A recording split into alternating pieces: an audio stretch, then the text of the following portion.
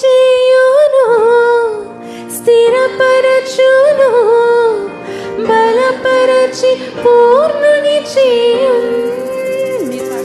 నిన్ను సరిచేయును, స్థిరపరచును, బలపరచి పూర్ణుని చేయును. మరి బిగ్గరగా పాడదాం.